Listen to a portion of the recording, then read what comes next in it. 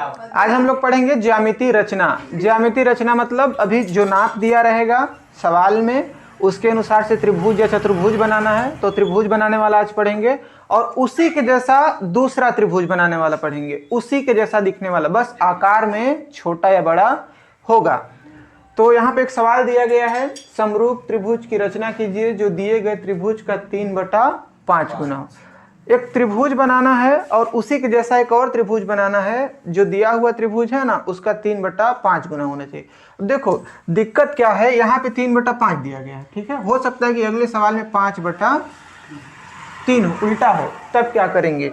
अगर ऐसा सिचुएशन दिया गया है कि बट्टे के ऊपर छोटा है और बट्टे के ऊपर बड़ी संख्या है, जो नया त्रिभुज बनेगा ना वो छोटा बनेगा, जो नया त्रिभुज बनेगा वो कैसा बनेगा, छोटा बनेगा। और यहाँ पे ध्यान देंगे तो बट्टे के ऊपर ज्यादा बड़ी राशि है, बट्टे के ऊपर छोटी राशि है, तो जो नया त्रिभुज बनेगा ना वो कैसा बनेगा, बड़ा बनेगा, ठीक है। दो त्रिभुज तो बनना है, एक पहले जो दिया है वो और उसी के समरूप त्रिभुज और बनाना है।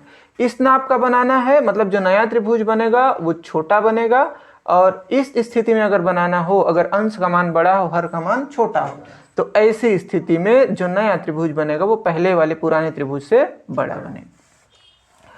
तो यही टॉपिक दिया है, इसके अलावा और कुछ नहीं दिया है। समरूप त्रिभुज की रचना कीजिए जो दिए गए त्रिभुज का 3/5 गुना हो। तो यहाँ पे त्रिभुज का कोई रंग रूप नामकरण नहीं किया गया है, लंबाई चौड़ाई नहीं दिया गया है, तो अपने मर्जी से एक त्रिभुज हमको बना लेना है। तो अपने मर्जी से एक त्रिभुज बनाते हैं।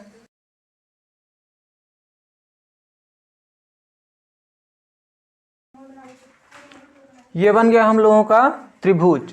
अब क्या करते हैं, ये सवाल आता है सीधा 5 नंबर का। कितने नंबर का आता है, 5 नंबर का। तो 5 नंबर में से 2.5 नंबर मिलते हैं चित्र बनाने में, और 2.5 नंबर मिलता है चित्र को कैसे कैसे करके बनाए उसको लिखने में। तो यहाँ पे जो रचना हम लोग करेंगे ना, तो रचना के चरण या रचना के पद भी हमको लिखना पड़ेगा। लगभग 4-5 लाइन, 5 लाइन तो कम से कम लिखना ही पड़ेगा। तो सबसे पहला लाइन क्या हो जाएगा, ये जो हम लोग बनाए ना ABC, हमने एक त्रिभुज बनाया। हाँ मैंने बनाया है। सबसे पहले कोशिश करो कि जितना छोटा लाइन लिख सको। सबसे पहले त्रिभुज ABC बनाया, बिना नापे जोखे बनाए हैं ना, ऐसे ही आंख मूंद के सबसे पहले बनाया। हाँ तो अगर ऐसा सवाल रहेगा तो बना दिए तो चेक करने वाले स्केल लेके नापेगा नहीं, यहाँ पे दिबे नहीं किया है तो कहाँ नापेगा। अब लिखेंगे दूसरे नंबर वाला टॉपिक, 90 अंश से कम कोण को क्या बोलते हैं, न्यून कोण। तो BAX,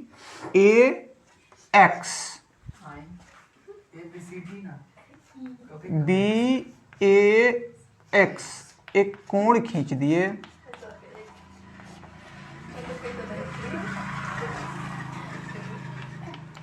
जो कि न्यून कोण है। न्यून कोण मतलब जो 90 डिग्री से कम होना चाहिए, ठीक है। तो ये जो कोण है वो कैसा कोण है, न्यून कोण है। सवाल में वापस आते हैं, तो यहाँ पे क्या दिया गया है, दिए गए त्रिभुज का 3/5 हो। तो 3 बड़ा है कि 5, 5 कौन सा बड़ा है, 5। तो जो हम नया ये कोण बनाए हैं ना,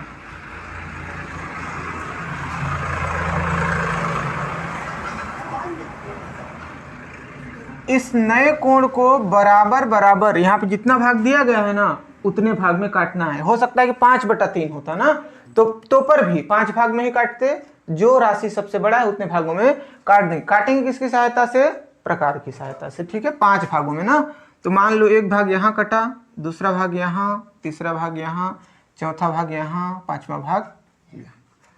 तो ऐसे करके कटान बिंदु बनेगा प्रकार में काटोगे तो। अब मेरे पास तो एक ही प्रकार है, हाथ प्रकार, ठीक। कटान बिंदु को क्या क्या नाम दिए, ए से चालू हो रहा है तो A1, A2, A3, A4, A5। न्यून कोण खींच दिए, थर्ड बराबर बराबर बराबर बराबर माप के 5 चाप काटे। कितने के चाप काटे?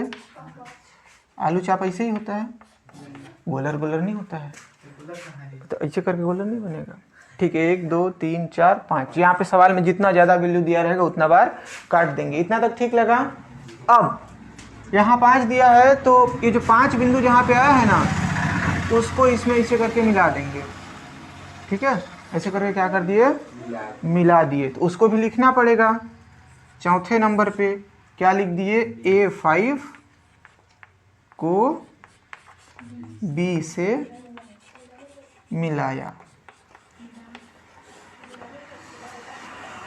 अब सवाल में कितना बटा कितना है? सवाल में कितना है? 3/5। तो यहाँ पे 3 यहाँ पे आया, तो इस पे लगा लेना एक बिंदी, और ये जो रेखा आया है उस रेखा के समांतर एक रेखा खींच देना है। उसी रेखा के समांतर एक क्या कर देना है? रेखा खींच देना है। और ABC तक तो नाम आ गया है, इसको नाम दे देना है क्या? तो यहाँ से यहाँ तक एक समांतर रेखा खींचे, उसको भी कुछ ना कुछ करके थोड़ा सा लिखना पड़ेगा। तो 5वें नंबर पे हम लोग लिख देते हैं, बिंदु A3 से A5B के समांतर एक रेखा खींचे तो D प्राप्त हुआ। ठीक है, मतलब सिंपल सी, अपने भाषा में कुछ भी लिख सकते हो। A5B के समांतर बिंदु A3 से रेखा खींचे, कुछ भी लिख सकते हो, यहाँ पे स्वतंत्र हो। हाँ, लेकिन वही चीज, मतलब वही निकलना चाहिए। बिंदु A3 से, देखो जितना यहाँ पे दिया रहेगा ना सवाल में, उतना ही बिंदु से खींचना है ना। अगर यहाँ पे 2 होता ना तो यहाँ से खींचते, 3 है इसीलिए 3 से खींच रहे हैं। तो बिंदु A3 से A5B के समांतर रेखा खींचा।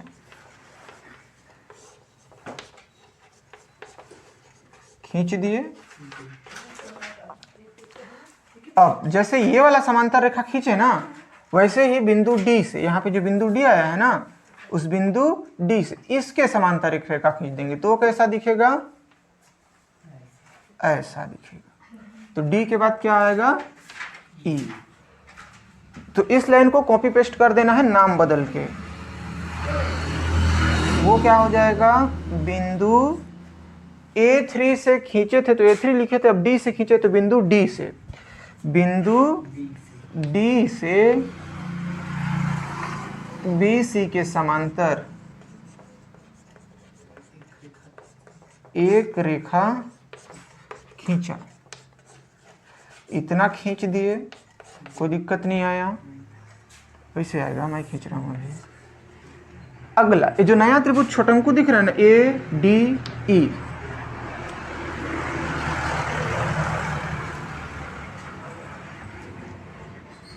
त्रिभुज ADE ही अभिष्ट त्रिभुज है।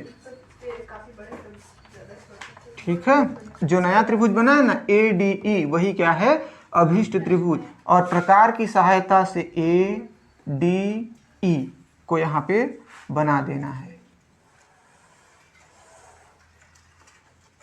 A, यहाँ पे D,